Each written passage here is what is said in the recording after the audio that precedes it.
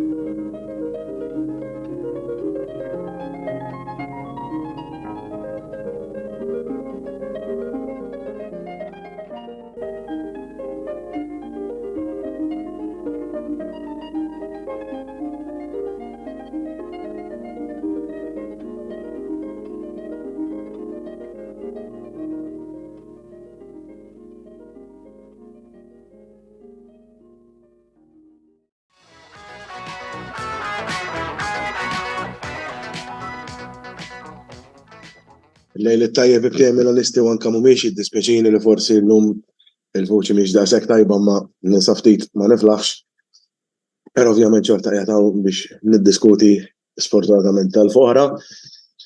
L-wara il-Jannar ikraħ li kellna deret illi dawn l-affarijiet spiċċaw, it-tim der li tgħallem mill-iżbalji però sfortunatament il-bieraħ kellna prestazzjoni opaka, diżastruża mill-bidu sal-aħħar, riżultat illi nista' ngħid illi ir-rebħa tal-Fiorentina kienet strameritata, onora l-Vjola onestament, u ma nistax nifhem kif dat tim qiegħed f'pożizzjoni daqshekk gravi fil-klassifika.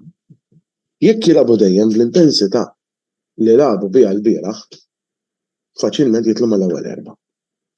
Intensità mill-bidu sal-aħħar tal-logħba, plejers bħal Ikone, bħal Dodo, bħal Bonaventura li aħna ma veġġettejnux il-kontratt għax spiċċa skont ċertu diriġenti rossoneri it-tieni darba wara illi ġrat din il-ħaġa Pirlo erġajna minni Bonaventura ma nitgħallmu qatt.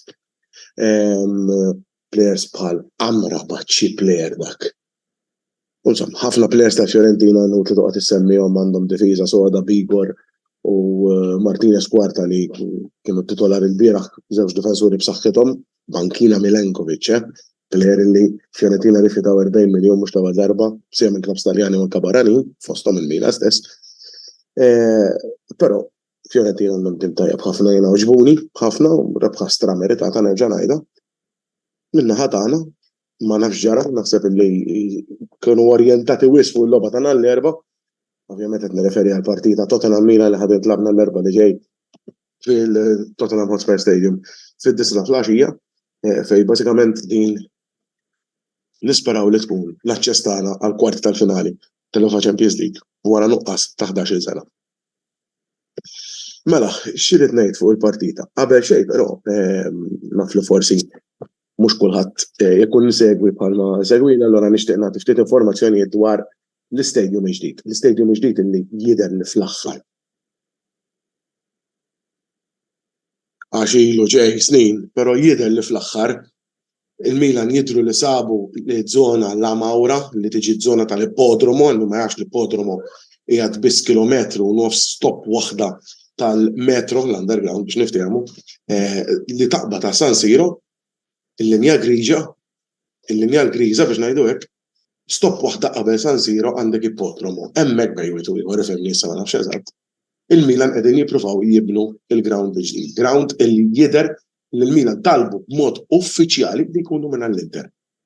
Ikun ground għal-Milan biss u l-Inter ikollhom ground għalihom x'imkien ieħor.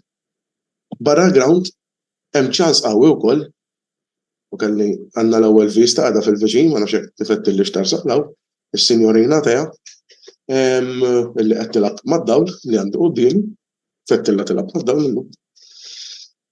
Tidher teha. Tittidekara, stennew naqra xi forsi ħanaraw, ħanara xiex ninkwadra, le ħadet għalija ħed għaxek telqet kif rat il-kamera telqet, mhux bħal missiera ma tħobbix il-kamera. Mhux il-ground biss imma anke Casa Milan, għal min ma jafx Casa Milan ma għadix tal-Milan hija mikrija minn xi ħadd li xtara Casa Milan proprju minn il-Milan stess, hemm ċans tajjeb illi mal-ground fl-Amawra illi jekk issir dan għand tleġġimat li bħalissa dej il-financial plan, il-business plan li Milan qed jaħdmu fuq wara daw it-tleġġimat, jekk kollox jimxi kif suppost mal-ground ikun hemm Casa Milan viċin il-ground. Ġifieri bażikament ikunu kollha flimkien xi ħaġa isbaħ ħalina flok noqogħdu niġru bl-underground ikollu kollox ma' xulxin. U xi ħaġa isbaħ li tkun il-ground tiegħek biss. Xi ħaġa jissajna d-derbi nħobbu meta d-derbi jkun speċjalment tal-istess ground, però is-sitwazzjoni hija kif hija.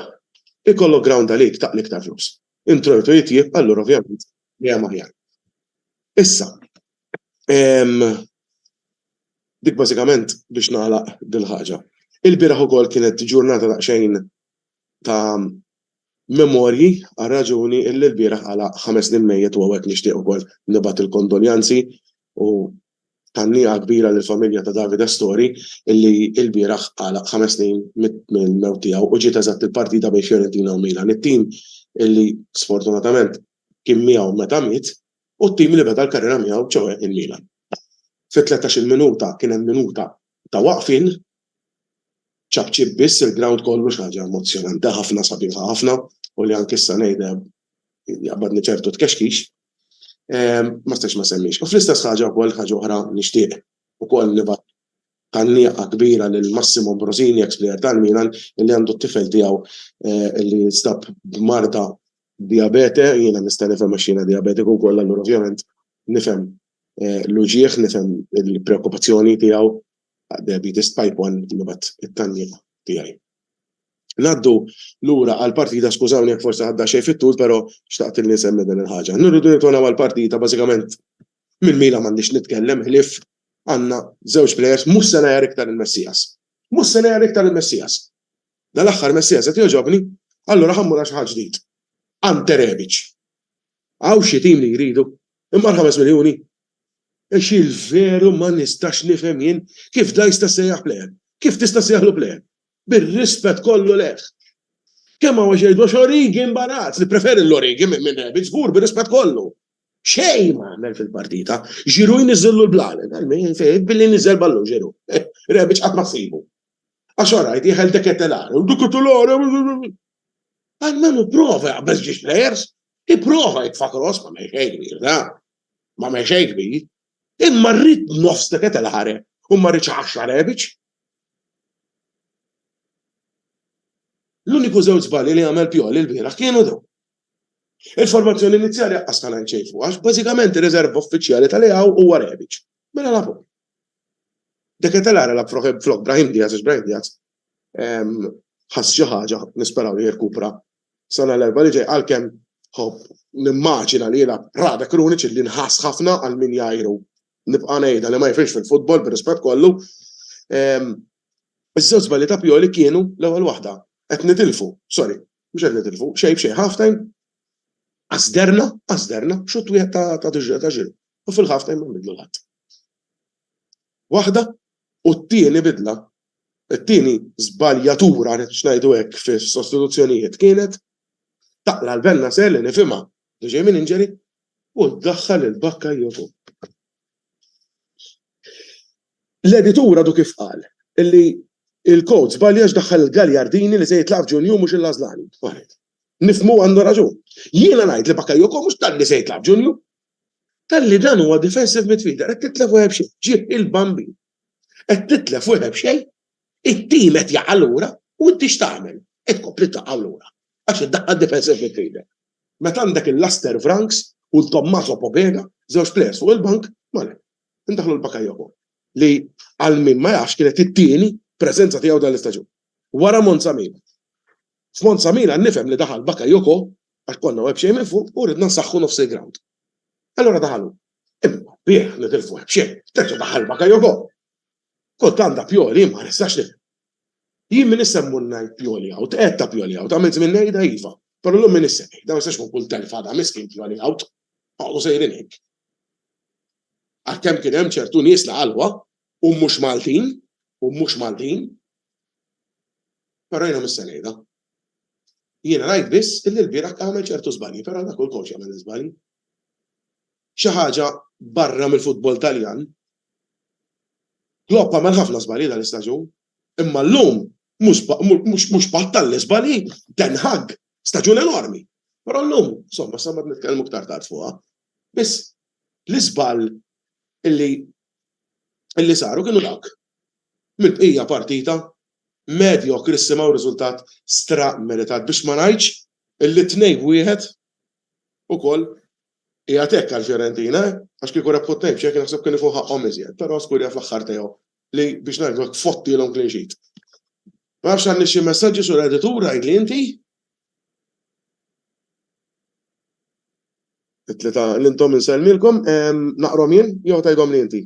Ma naqrom jien, bittini sekonda, ħalli nidħol daqsxejn u nkun nista' naqrom mingħajr problemi. Mela.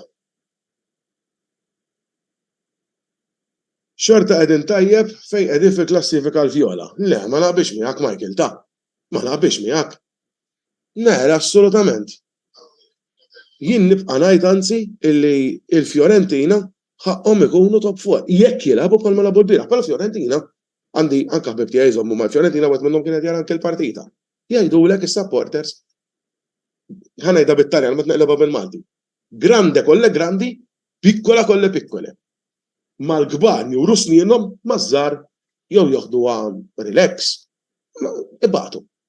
Ta' Bonaventura qed tara kbir tajjeb però m'għandux jaqsam ma' Pillo. Le, stenna ftit Alan. Jiena match Bonaventura tajjeb daqs Pillo, ma tarax Pillo kien wieħed u wieħed ikun hawn żgur. Jiena qed ta' x'għamilna żball bħal ta' Pillo. Pillo ta' 30 sena ma rridniex intuħ iktar minn sena kuntratt mar mal-Juventus u kompla jibbrilla daqs mal-Milan. Bid-differenza naqra ta' botta, sorry Mark ma jkolli ngħidha, ma nara baħ Champions League ma tiħortilha fil-finals, imma insomma, dik ma stajx ma ngħidix. Bonaventura, bażikament, jien minix ngħid li tajb daqs Pillo, qatt ma nasal ngħidha li tajb daqs Pillo, però minna żballi għax kellna nżommuh. Messias xorta biex ta' Milan, Mark Paċ. Mela, ifimni, jien minix ngħid li Messias huwa ta' Milan, jiena dejjem maqdart il-Messias u dejjem lajtlu fuq lajtlu wettax mhux plejer, eċetera, però bħalissa huwa titolar. Għax ir-raġuni hija Calabria out of form sewwa plus l-injuries. Florenzi għadu ġej minn 6 xhur injury, Salemakers. Jien kont ngħid li joġobni iktar. Bħalissa ngħid li Messias aħjar. Mhux bħala plejer, bħala forma. Serginho Dest nimmaġina li mhux se jżommuh, allura mhux jilagħbu jew Serginho Dest insomma. Rebic għandi messaġġ ieħor ta' Michael. Rebic xejn ma refa li kien staw neħħu ħra, ma rġax ġiri kien naqbel miegħek kompletament season għamel l-ewwel staġun nofsu fl-istaġun 2019-2020 imbagħad dażek. Għan Milem. Tiegħu captain ta' veru x'ma jaqaf jiġri qatt. Jira differenza kbira bejn tiegħu captain u mhux captain. Ifhimni. Ma naqbilx miegħek. Mhux li mhux ħaqqu l-captain dam li ma nafx differenza kbira. Ħanejlek għalfejn. Kemm ilu tiegħu captain illibna għal 3 fuq wara u tiegħu fin-nofs, 4. Fin-nofs tiegħu m'għandux għalfejn qed jaħseb għad-difiża biss jista' javvanza aktar. Tiegħu minn dejjem kien finisher, minn dejjem kien jixxutja, anke tara ma' Franza. Ma' Franza Deschamps fil-bidu mhux fil-World Cup, fil-World Cup ħoġġa Lukas, però fil-bidu kien jilab bi-3 u 4 fin-nofs biex tiegħu jilab bħala propju il-left winger. Tiegħu left winger huwa aħjar.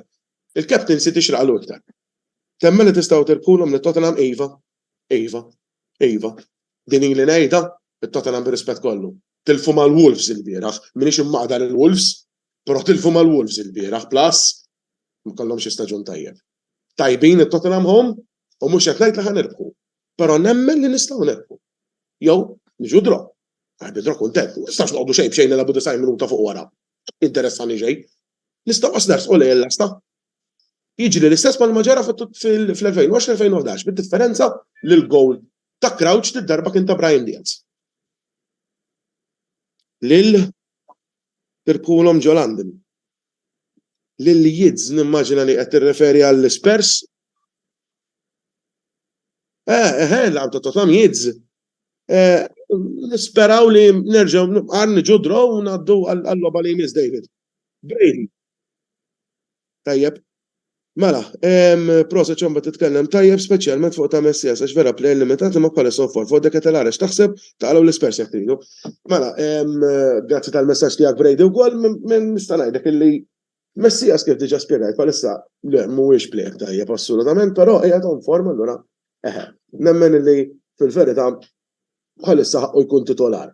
F'Ġunju nistenna li ħajkun hemm plejer ieħor f'dik il-pożizzjoni bħal li nistenna mis-sena l-oħra u anke ta' qabel. Però nisperaw li s-sena diħla jasal. Dwar Dekatelara x'naħseb? Dekatelara diġà spjegajt, il-plejer għandu għadu lura, il-bieraħ kien tikka aħjar, però u li għandu isu switch. Jixal u jitfi, xin jixal, iva. Għax l-uniku plejer li rajt il-bieraħ l-Dodoj waqqaw litteralment minn għamil nissu. Mossa waħda u Dodoj xub nizel. Il-bqija, xej. Il-però mbagħad kien jintafa b'mod totali u dik hija xi ħaġa li jrid jiġi jisblokka minnha. Fuq kull it-Tottenham issa naraw l-erba' nisperaw li jiġri hekk u nispera wkoll ngħid hawnhekk nispera li jgħaddu Chelsea u nerġgħu niġu magħhom il-kwarti tal-finali. Dik il-ħolma tiegħek bħalma kienet it-Tottenham fl-aħħar 16 issa rrid li Chelsea mal-aħħar 8. Jekk ngħaddu aħna u jgħaddu ma dejjem. L-aħwajna ħanħallikom hawnhekk għax ovvjament naf li hawn ħafna supporters tal-Liverpool nimmaġina aktar minn tal-United illi jixtiequ jisimgħu kemm lil Kopajt u speċjalment il-Ġud ovvjament ħaġa ngħidilkom l-aħwa. Kunu daqsxejn razzjonali ma' Ġud. Il-fatt li tilef seba' b'xejqiegħed live hija xi ħaġa ħaqqu kull onur. Jien onestament ħanitkellem fit-tlieta b'xejn tas-Super Cup dħalt live, però waqt il-logħba jista' jgħidilkom l-editur batnu messaġġ qed minix deħel live. U kont fejt it-television u se jellem, u l-mara qalt li kun raġel wara l-logħba kollha. Onestament qed nitkellem. U dħalt live wara għax il-mara bdiet tgħidli m'intix raġel għax inti wettu. Onestament qed ngħidha u l-mara xut. U dħalt ġifieri Ġud. L-aħwa ħodu paċenzja bih nifhmu u nifhimkom li għandkom ovvjament ċertu adrenalina, però ħodu ħsiebu. Naddu ftit momenti ta' reklami u wara nħalli fidej il-Kopajt Chris biex jitkellem fuq ir-rebħa tagħhom għax ovvjament da jitkellem ċertu rebħa. Ġud, ċajta tal-axħar qabel nagħlaq ma tiġi sebin appu. Il-lejl tajjeb l-aħwa.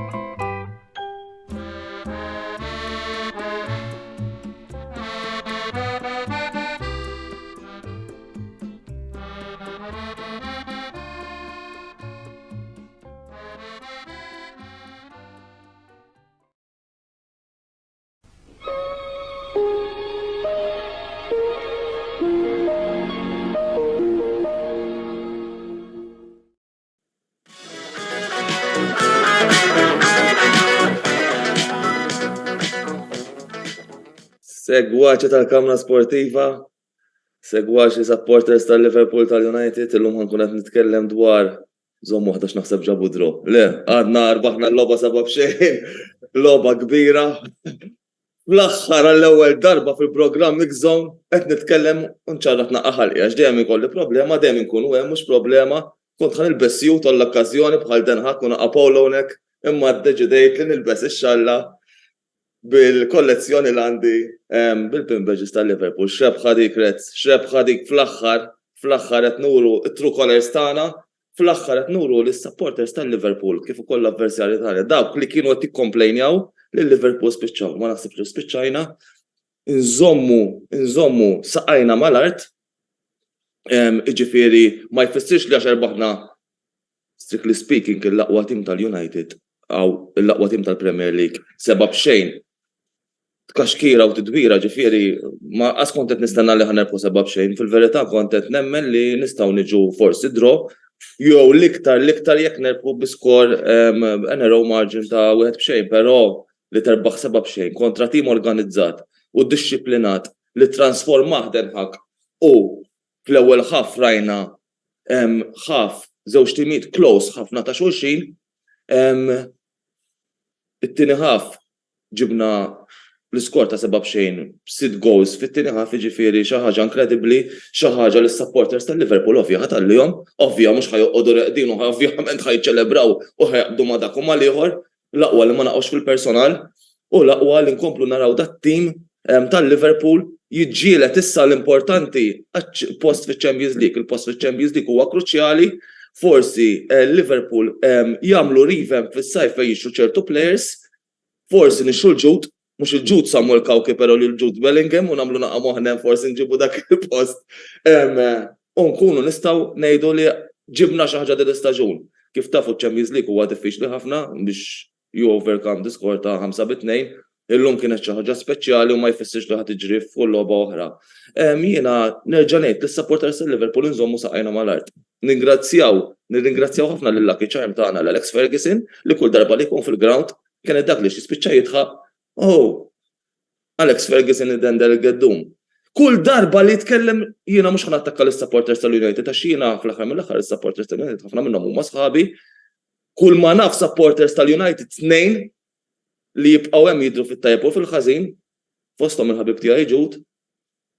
Aktar tard ħajkonna sessjoni flimkien u wkoll li l-ħabib tiegħi li huwa segretarju tal-Manchester United Club Clint Camilleri Caruana. Ġifieri mhux nqgħod nidħol fil-personal li supporters, però ċertu kummenti mhux tas supporters, għax supporters ovvjament part tal-United ovvjament kienu għaddejjin minn fażi tajba u nemmen li jibqgħu għaddejjin minn fażi tajba ħajjifirħu bil-prestazzjoni tagħhom iwa u jibdew jemmnu f'ċertu li ħajjieħdu it-tazzi bħalma konna nemmnu aħna l-istaġun l-għadda li ħanħdu l-quadruple.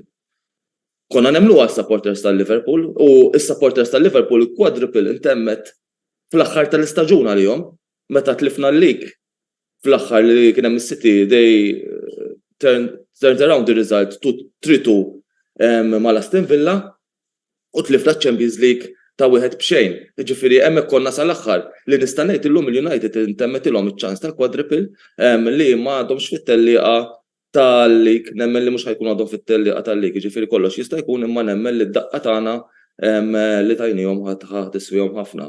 Rio Ferdinand kien ħafna konfidenti li llum ħajmur ġewwa Anfield u jelbu kull darba li jiftaħ ħalqu Rio Ferdinand bħal meta qal le qeddiwilu jenġeddu l-kuntratt, illum reġa' mililna Rio Ferdinand, reġa' kien il-Lucky Charm tagħna, t-tieni Lucky Charm tagħna parti Alex Ferguson u qed naraw li ir-riżultat ma kienx kif qalu. Nitkellmu wkoll fuq Gary Neville. Gary Neville kien ħafna bravu dejjem, Gary Neville dejjem jaqbad it-tazza l-inbitu jibda jimmaġina ċertu affarijiet naħseb wara kull logħba.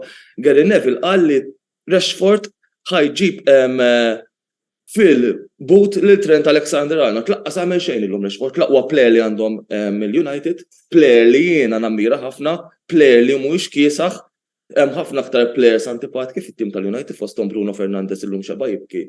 U anka Martinez li għalkemm huwa player defensor tajjeb ħafna illum forsi kien kultant fl-ewwel ħafna salvaġġ ma' tim tal-Liverpool, imma mbagħad fit-tieni ħaf nistgħu ngħidu li l-butcher shop għala għax salla belħu ċajta żgħira. X'inhi d-differenza bejn l-istaġun ta' dis-sena tal-Liverpool u l-istaġun ieħor? L-differenza li għalkemm qegħdin taħt il-United xorta waħda żammejna il-performances tagħna fl-istess livell. Is-sena l-oħra skujajnilhom 9 u qlajna wieħed minn għandhom hekk minn is-sejjer żball. Dis-sena skujajnilhom 9 fil-lig u qlajna 2 minn għandhom, jiġifieri għadna qegħdin hemm jiġifieri minn dak li qed jgħidu spiċċa Liverpool u ħafna supporters qalu fosthom mhux l-avversarji tagħna biss ta' meta bdejna naqlaw id-damdimiet u wieħed minnhom jiena li kont mhux qed nieħu pjaċir bihom. Klopp out fis-7 staġun tiegħu. Is-7 staġun tiegħu ġablu lak bil-rebħa kontra ta' 7-0, jiġifieri 7 staġun ma l-iskor ta' 7-0 tal-lum ukoll kien xi ħaġa paranoga li tista' tqabbel ma' 7 staġun ta' Klopp. Ukoll qabel il-logħba naħseb jiena Den Haag kien meta daħal għalkemm li huwa manager kbir naħseb qed jaġġelnaha. Fil-bidu tal-istaġun qal ħad ispiċċa l-era ta' Klopp u ta' Pep Guardiola. U qabel il-logħba qal jiena ħammur ġewwa Anfield qal jien ħammur ġewwa Anfield u il-logħba mhux ħanoqgħod nagħti każ tipo support li ħajkun hemm il-ballun huwa tont 3 referees u hemm il-fourth official qal għalina ġifieri xorta logħba bħall-oħrajn. Il-ballun huwa tont denħak u saqsil Deqea x'forma hu l-ballun, ġifieri għax illum ġabru 7 darbiet mix-xibka.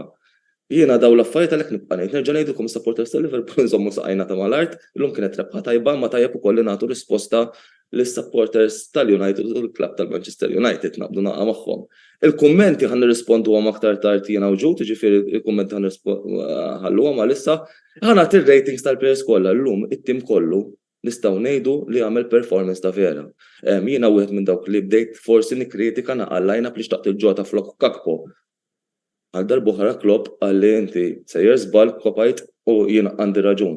Gakpo dak il-plejer li xtaqu ħafna clubs fil-Premier League qabel ma ħadni ħafna fosthom Leeds u fosthom il-Manchester United illum Gakpo għamel logħba fantastika, logħba li kien importanti li jistudja u fosthom ukoll il-plejer Salahom rid ngħid Salah għamel logħba tajba wkoll. Fosthom Nunes li xebgħu jitnejku bih ukoll. Plejer titih ċans u ma tixtaqbad u tiffaxxa rasek qabel taqsam, ma titih ċans jidraf f'lig differenti u f'tim differenti u fosthom forsi fejn jista' jkun hemm language barrier. Harvey Elliott flok Bajcetic illum beda hu tal-bliħ plejer enerġetiku kien hemm il-ħin kollu, Henderson plejer li qalawlu supporters kien hemm u kienu li beda jmexxi il-nofs u forsi kienet u li beda jagħmel ċertu dirty work li aħna supporters ma nindunawx bihom. Plejers oħra fosthom li nistgħu ngħidu għamlu differenza Konate u Virgil van Dijk koppja perfetta tajba ħafna fej li l-attakk tal-United ma ħallewx biss jersaq lejn l-asta u forsi joħloq dawk l-okkażjoni perikolużi għalkemm nistgħu ngħidu li fl-ewwel ħaf il-United kellhom u nkunu onesti li kellhom aktar chances mill-Liverpool, però t-tieni ħaf inessik dawk l-affarijiet kollha. Elliott ħadem ħafna u forsi llum qiegħed naqa' emozjonat anke l-mara tiegħi qalt li Chris kieku mnalla ma morniex naraw il-logħba barra dartni tajjat u s-sabbat ġifieri illum ħankun emozjonat u nifraħ naqa' b'rebħa importanti għal-Liverpool speċjalment ir-rebħa tiswa aktar ħafna kontra l-ikbar avversarji l għandna. U ma jfissirx li għax rebaħna seba' b'xejn il-United il-Liverpool ma rridux jibqgħu sejrin. Però jiena nsaqsi lis-supporters tal-Liverpool u jiddispjaċini ħafna. Insaqsija il-mistoqsija, ma bdejniex nilagħbu mill-bidu tal-istaġun dat-tip tal-logħb. Aħna kif hekk fl-aħħar żewġ programmi ilu meta rridu nilagħbu u nerbħu lil kulħadd. U llum erbaħna wieħed hekk u mhux ħaniddejjaq ngħid għall-avolja huma l-avversarji tagħna l-aqwa klabb li hemm fil-Premier League bħalissa. Jiena biex nagħti ċans il-ħabib tiegħi Jude Samuel Kawki jitkellem u għax aktar tard ukoll forsi nirrispondu ċertu mistoqsijiet. Ħanaddi il-floor lil Jude Samuel Kawki in the meantime ħammur nagħmel bella kafe u nagħmel croissant dedikat għal-rebħa tagħna biċ-ċajta naqa' magħkom u pawża qasira nirringrazzjaw l-sponsors tagħna The Barber Room, Jude Samuel Kawki u ngħaddu għas-session li jmiss, narkom minn ftit ieħor. Nselmilkom b'tiegħi tal-Kamra Sportiva, kera llum, ħafna kera. Ġifieri tibdew daħem fil-futbol tesperjenza l-highs and lows stem ta' ġimgħa, ġifieri minn dawk il-highs tal-Barcellona fejn erbaħna l-Barcellona u bdejna nħarsu ħafna l-qudiem għall-finali kontra Newcastle, erbaħna l-finali wkoll. U bil-fors mbagħad rġajna erbaħna l kwarti tal-finali kontra l-West Ham u mbagħad tiġi għall-ikbar logħba tal-istaġun kontra l-ikbar rivali tiegħek li huma l-Liverpool u toħroġ bi prestazzjoni bħal dik. Bħala partitarju nimweġġa ġifieri fuq il-prestazzjoni ġifieri qatt ma kont qed nistennija li se tiġri anzi llum qatt fil-analiżi ta' qabel bejt ngħid li tkun logħba diffiċli ħafna l-United għaliex naf li l-Liverpool round bħal dak iqumu u speċjalment tridu jagħtu risposta għandhom l-objectives tagħhom ukoll il-Liverpool illi jeħtlu fit-top 4 bħalma għandna l-United ukoll. Però qatt ma stennejt li jista' jkun xi darba jiġri dan l-iskor. Kont nemmen li dawk kienu affarijiet tal-passat, ġifieri ara s-sena l-oħra kieku ġiet l-iskor is-sena l-oħra 7-0. Fis-sitwazzjoni li konna fiha fil-dik il-medjokrità li konna fiha bħala klabb ma kontx toħodha sorpriża li tiġi xi 7-0, però illum ġrat. Ċertu affarijiet fil-ħajja diffiċli nispjegahom. Ġifieri daqshekk illum kellna test u fallejnieh, però aħna fil-ħajja kollha xi darba fallejna xi test, ġifieri meta tfalli test inti li tagħmel huwa biex taqta' qalbek u tgħid daqshekk jiena falliment, anzi ħafna drabi mill-falliment titgħallem iktar fil-ħajja. U hekk irridu nagħmlu, issa rridu nanalizzaw is-sitwazzjoni tagħna. Nafu jiena b'ħafna qed jgħidu title challenge u mhux title challenge, jiena għalkemm bħala partitarju konfidenti fit-tim tiegħi, però naħseb li qatt ma stennejt li ħankunu title challengers meta tikkumparana għalija mal-Manchester City.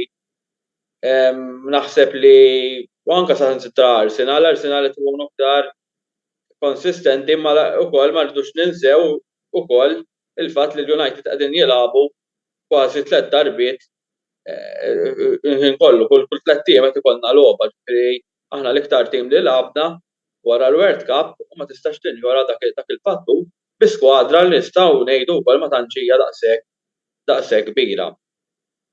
Jiġifieri dawn huma affarijiet li għalija ma tantx kienu jagħmluni konfidenti li nistgħu nwasslu sal-aħħar u nerbħu l-Premier League.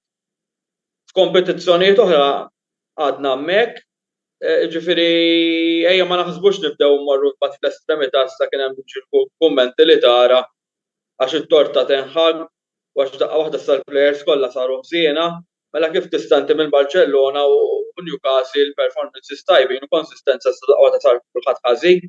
U għall-futbol konna fi ground diffiċli wkoll x'kultant għalkemm għalija hija unacceptable, ġifieri għal tenħag kienet hemm professional performance u din ma nistgħux ninjorawha u għal ħares tarġa' tiġri jew kif din ma ġraw dis-sena ġrajnihom jiġru kontra l-Manchester City.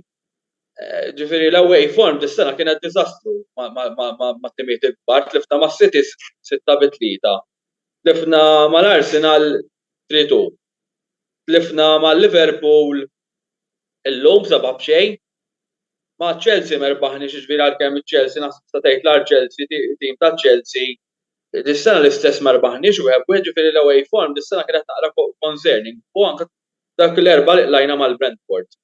Ġifieri di hija xi ħaġa li tindirizza il-coach għal fejn qegħdin jiġru dawn l-affarijiet barra minn darna. Però ejja nieħduhom bħala parti mill-proċess li rridu nitgħallmu minnhom dawn l-affarijiet u mhux noqogħdu nippanikjaw għaliex ġejjin ħafna logħbiet importanti fosthom ma' Real Betis, fosthom ma' Southampton u ma nistgħux noqogħdu żejjed naqraw iżjed mis-sitwazzjoni ma nagħmlu analiżi kif suppost. U ma tantx għandna ħin. Il-ħamis narġgħu nilagħbu fl-Europa League. Ftit forsi wkoll kummenti fuq il-performance illum fl-ewwel ħaf il-United ma kinux ħażin. Jiena naħseb illum kellna l-aħjar chances komparati mal-Liverpool fl-ewwel ħaf. Jiena għalija il-logo tal-Liverpool ġie against the run of play kien l-ewwel xut li kellhom ġol l-asta u daħal il-ballun u ġie fl-aħjar mument qabel il-half time qed tilgħab home beta tibust is-supporters għalkemm tistenna reazzjoni mill-United. Kif kemm il-darba għamilna din is-sena jien hekk bdejt ngħid ħaf il-United jaf jew tkun turning point fil-logħba jew inkella jqumu l-United u jagħtu risposta. Però sfortunatament dan ma ġarax. Kien hemm ukoll forsi imbambilx forsi xi deċiżjonijiet li ħadd inħabbu ukoll, ġifieri għalija llum naħseb kienet il-logħba li jibda Van Bissaka mhux Dalot. Dalot tal-aħħar ma kienx daqshekk impressjonanti, anke gol minnhom kif iddefenda kien wara l-linja hemmhekk ma nafx x'kien qed jagħmel hemm wara l-asta. Ballun diġà ħaqqabes il-linja biex ipprova jtajru, ġifieri naħseb li Dalot bħalissa mhux qed ikun fl-aħjar forma tiegħu, ġifieri hemmhekk ma naqbilx ma tenħag li bedgħu minflok Aaron Van Bissaka. Però hija deċiżjoni tal-coach u l-coaches kollha jagħmlu deċiżjonijiet tajbin u deċiżjonijiet li forsi ma naqblux magħhom ukoll. Forsi fatturi oħra li forsi għenu biex dan ir-riżultat iseħħ, jiena naħseb naqra complacency wkoll kultant tkun ġej minn erbaħna t-tazzi, dawk il-presentations li nagħmlu ta' degħija insomma tat-tazza, forsi il-fatt li konna ma nerbħu tazza, ġejna forsi naqra complacency wkoll u overconfident li Liverpool ma tantx kienu sejrin daqshekk tajjeb nistgħu mmorru f'Anfield nilagħbu l-logħba tagħna u snabbla problemi ta' xejn nerbħu l-logħba. Ġifieri overconfidence jista' jkun fattur wieħed. Fatik kien fattur ieħor, ġifieri tilab ma tistax tinjora l-fatt li tilab kull 3 ijiem bi skwadra li ejja nammettu ġifieri hemm ċertu players fl-iskwadra li hemm il-key players niddependu fuqhom, però m'għandniex żewġ timijiet kif għandhom eżempju s-City. Kien hemm llum lack of leadership u characters fil-pitch, ġifieri mhux qed ngħid li m'hemmx leaders għax għandna ħafna leaders imma il-mod li kollapsjaw fit-tieni taqsima hija xi ħaġa li ma nistax nispjegajha għax hemm players bħal Casemiro, bħal Martinez, għajna anke Luke Shaw fit-tieni ħaf kien totalment player differenti. Ma nafx ġara. Isu raġa mara Luke Shaw li konna fi żmien Solskjaer. U kif konna Ten Hag, skużani mhux Ten Hag, fi żmien Ralf Rangnick. Ma kienx hemm organizzazzjoni fil-pitch ukoll. Il-chances li ġejna ma ħadnihomx fl-ewwel taqsima, Bruno, Fernandes, Rashford, kien hemm ċans ta' Anthony wkoll. Il-fattur li hemm f'Anfield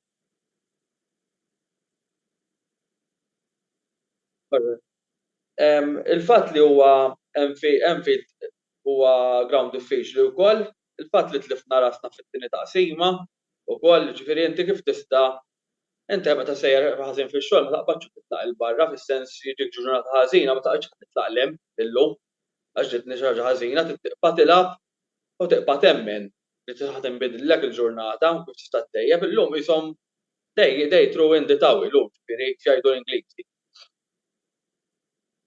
Kien hemm jien naħseb imma apparti minn hekk ukoll ma konniex konna unprofessional bħal Ten Hag, we did not look like a team, però ejja ngħidu wkoll li ma nippanikjawx. L-aħħar ħaġa nistgħu nagħmlu bħalissa huwa nippanikjaw, nagħlqu diviżjoni bejn it-tim, nitfgħu pressjoni żejda. Jiena nemmen li Erik Ten Hag diġà għadda minnhom dawn is-sitwazzjonijiet dis-sena u jrid jerġa' jiddilja ma' din is-sitwazzjoni. U nemmen ħafna fih il-raġel li dis-sitwazzjoni ħanota tagħha u se tkun ukoll parti mill-learning experience tal-United. Illi naċċertaw ruħna illi dawn l-affarijiet ma jerġgħux jiġru. Nħarsu l-qudiem issa ġifieri konfermajna li maħniex title contenders kif diġà għadt u xejn ejja ma naqtawx qalbna ġifieri u ma naqrawx iżejjed minn sitwazzjoni vera kellha titlef mal-Liverpool kif tlifna llum. Ġifieri huma 3 punti fil-verità billi ħadu 3 punti għadhom xorta 7 punti taħtna. Ġifieri huma ta' Erik Ten Hag qal the end of an era fil-verità lija ma nistennix li tim li kien biċ-ċans għal quadruple is-sena l-oħra tis-sena qed jiġġieled tat-top 4 biss. Ġifieri naħseb li għandu naqra punt hemmhekk Ten Hag li ċertu era sanka s-City. Is-City bil-acquist li għamlu ta' Haaland bis-senna li ħajxu bil-lig. Mhux li hemm tim bħall-Arsenal li għandhom għamlu nqas investimenti li qegħdin l-ewwel u s-City l-istess. Ġifieri jiena ma naħsibx li ma tista' tinnega, jiena ngħidlek li l-eras tagħhom tispiċċa wkoll, mhux tispiċċa ġifieri ma jiċċallenġjawx. Però li ħajkun mhux ħajbqgħu daqshekk dominanti kif kienu dal-aħħar snin. Naħseb Erik Ten Hag dik li tifisser u mhux li jisma' spiċċa l-era tal-Liverpool u ġiet l-era tal-United. Ġifieri hemmhekk irridu nagħtu kuntest ukoll lill-kliem li qal ukoll. Ma tantx ħankompli xi ngħid iktar fuq il-logħba ġifieri hemm ħafna ġifieri ċertu. Eżatt, u issa jkollna joint session ukoll U forsi nistgħu nkomplu nikkummentaw hemmhekk ukoll. Ġud, dak is-7 li għandi taħti meta kont tiġu qabel fil-lig dejjem is-seba' post, qed idejjaqni taħti dak is-7. Nisbin Moyes ġejna s-seba' post, niftakar. Imma ġibni fid-dubju bħalissa kemm darba ġejna s-seba' post, insomma, ma tantx meta bdejna top four. Però kellu Ta' darba kera dik kienet ta' Moyes. Niftakar wara li ġi minn Champions spiċċajna fis-seba' post. Però kellu bżonn is-supporters kollha bħali u bħalek ikollhom kuraġġ jitkellmu meta ngħaddu minn fażi ħażina. Jien għaddejt ħafna minnha dis-sena, kważi kull logħba dejjem nitkellem minn taħt l-ilsien u ħafna supporters mhumiex kapaċi jkunu hemm dejjem għat-tim tagħhom fosthom is-supporters tal-Liverpool li jiddispjaċini ngħid wara rebħa tal-lum laqqas biss tara post minn għandhom ishom jieħdu pjaċir għax klopp kien sejr ħażin. X'taħseb inġud meta tim ikun sejr ħażin jalqu ħalqhom is-supporters? Ma nistgħux għalihom il-baħħara tal-Nazzi biss, ġifieri, u fil-verità inti sabiħ tat-tim ukoll għax inti tim dejjem jerbaħ speċi ta' l-emozjoni wkoll t-esperjenza l-highs and lows. Tagħmlek iktar tħobb il-klabb, jiena nara ġifieri ċertu mumenti ħafna eżempju anke ħafna supporters tal-United ġew Malta jekk tara l-istorja wkoll. It-traċedja tal-klabb iktar għamlet nies li ta' Munich ġifieri qalbu lejn il-klabb, ġifieri xi kultant through lows iktar u kif forsi tal-Liverpool bil-Hillsborough u dawn l-affarijiet iktar jagħmlu tħobb il-klabb. Ġifieri jiena nemmen li qed tkun hemmhekk għal u tagħmel analiżi tas-sitwazzjoni wkoll, ġifieri tkun hemmhekk għal highs u lows tat-tim tiegħek, ġifieri u minn li jaqbad jgħid tgħid int Klopp għandu jiena ma kontx nifhimhom ċertu kummenti li Klopp barra jew issa probabbli jekk nibdew nġibu xi riżultati ħżien aħna nibdew forsi jkun hemm min jibda jitgħinqal barra wkoll. Eżatt, ġifieri nemmen li dawn l-affarijiet se jiġru ħin kollu fl-istaġun. Ġifieri rajna ħafna timijiet fosthom ir-Real Madrid, il-Barcellona, Barcellona darba għalaw xi 8 kontra l-Bayern Munich kienu ġo darhom. Ġifieri ħajbqgħu jiġru dawn l-affarijiet fil-futbol. Ġifieri inti tkun raġel jew tkun mara whatever mhux qed ngħid tkun sessist jew hekk, ġifieri inti tiffaċċja s-sitwazzjoni kif tkun. Jiena xorta waħda gburi, mhux billum gburi, imma naħseb dis-sena l-United għamlu ħafna progress. Ħafna. U għal darba tinħarsu Erbaħna kontra l-aqwa tim fil-Premier League bħalissa, jien nibqa' ngħidha. Illum kienet ta' xi ħaġa tajba lina li erbaħna l-aqwa tim fil-Premier League li hemm bħalissa. L-isbaħ futbol kienu qed jilagħbu huma riċentament. Ma nemmenx li aħna l-aqjar tim, ġifieri ħankun onest ma nemmenx li aħna l-aqjar tim, ġifieri kieku kollek tgħid li dan ngħidlek lis-City jien naħseb l-aħjar tim fl-Ingilterra bħala skwadra li iktar li beżżawni. Però naħseb on current form, ġifieri naħseb il-United l-iktar li kellhom punti minn wara l-World Cup u s-sena ġifieri f'dak il-punti jekk qiegħed nifhmu li naħseb labtu kontra l-iktar tim kważi inform fl-Ingilterra bħalissa ġifieri hemmhekk naqbel miegħek. Ġud, naraw naqal kummenti x'qalu s-segwaċi tal-Kamra Sportiva. Kien hemm supporter tal-United Brady Buġejja qal li konsolazzjoni fl-aktar baħtu tazza kopajt. Ifhimni intom irbaħtu tazza fejn xrobtu s-safari fiha dis-sena Brady. Aħna rbaħna platt iċ-Charity Shield dal-istaġun fejn ħadna pizza mingħand il-Brighton u intom illum ħadtu daw sieħbi, ġifieri kulħadd rebaħ xi ħaġa, ġifieri toqgħodx tinkwieta Brighton. Ġifieri taqmetti li llum konna superjuri aktar minnkom u erbaħnikom u kaxkarnikom Brady, ġifieri issa kieku għamiltuna l-istess kont naqbadna l-aqħalqi u ngħidlek proset. Jien meta kontu fi żmien Ferguson terbħu kulħadd konna l-aqħalqi u ngħid il-United aħjar minnha. Fimt? Mhux qed ngħidlek li Liverpool aħjar minnkom, imma ammetti li llum erbaħna logħba aktar aħjar minnkom. Kummenti oħra law. Pierluigi Paċ qallek Brady, qallek qomtu mill-hibernation, ġifieri issa għuntetlu ġej ix-xogħol tispiċċaw tidħlu top 4, iwa ma nidħlu top 4 u issa drajna nidħlu top 4 aħna, ġifieri mhux tkun xi ħaġa ta' barra minn hawn.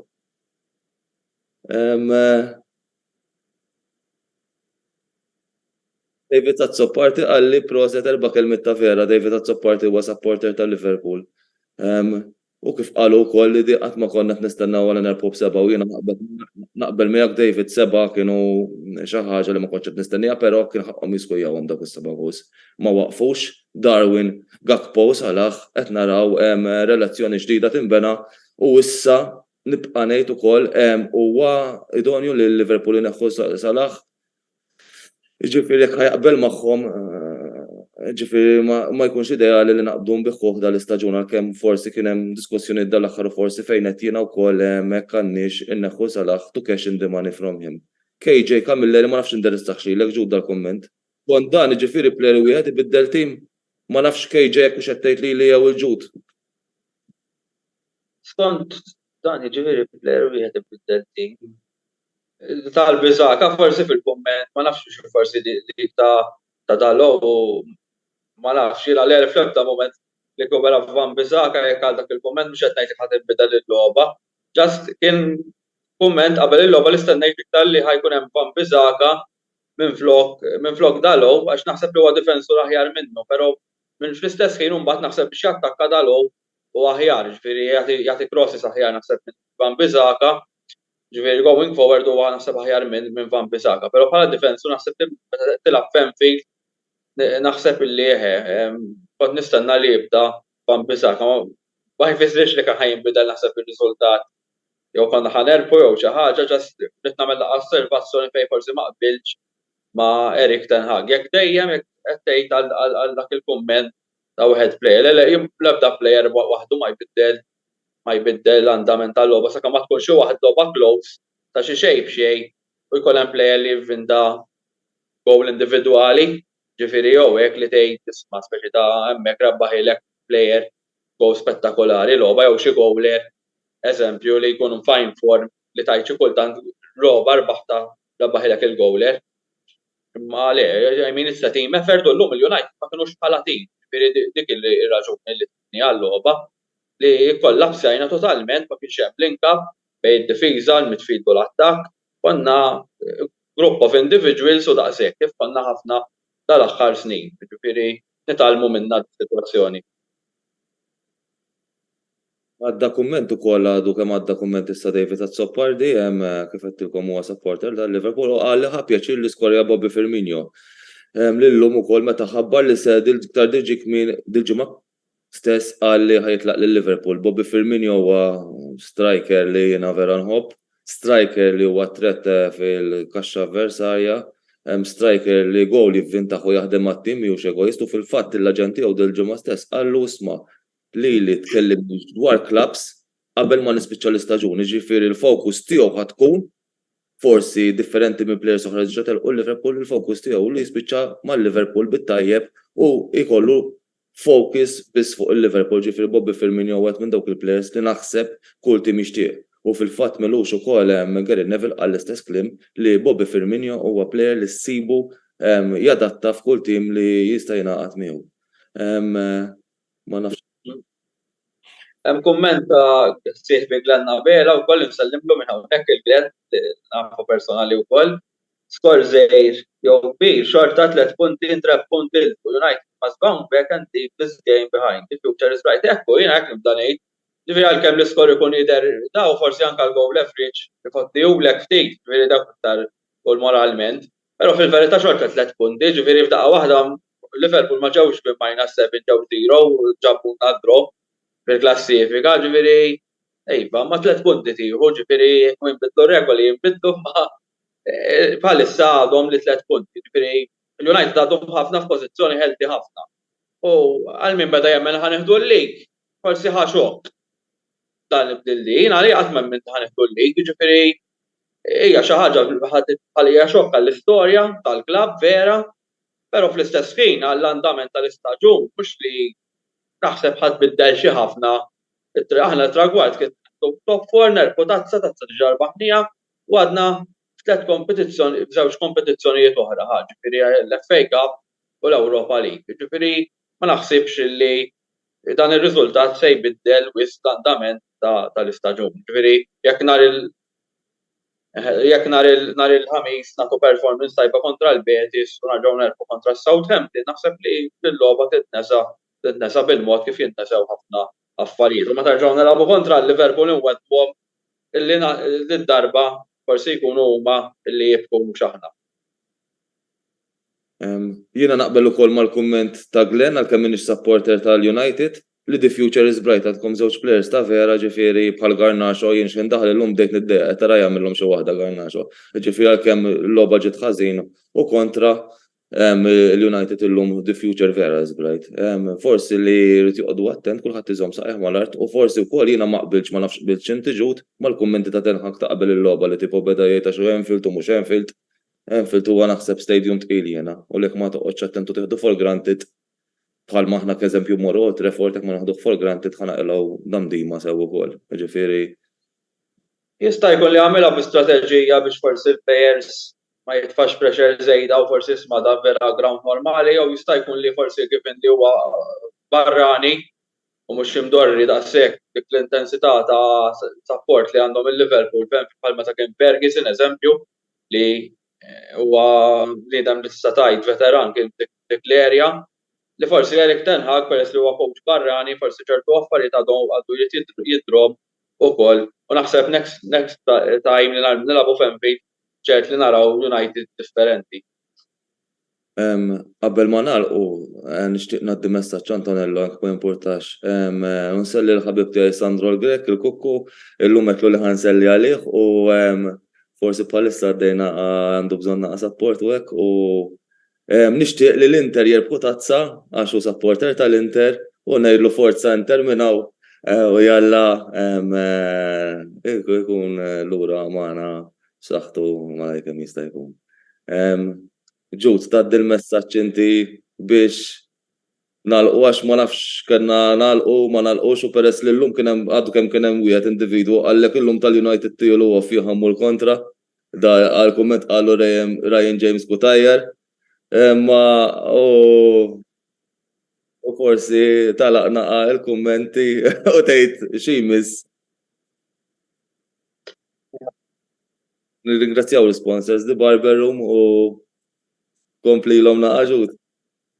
Iva, ħaġa ħanalaq billi ngħid il-Chris Zammi temmek għalna ma tammettux imma naraw kbir mhux kwistjoni li tara kbir, hija kwistjoni li qegħdin f'pożizzjoni xorta healthy fil-klassifika. L-objectives tagħna qegħdin nilħuhom u dak il-każ ma nistax ngħidu li qegħdin naraw kbir.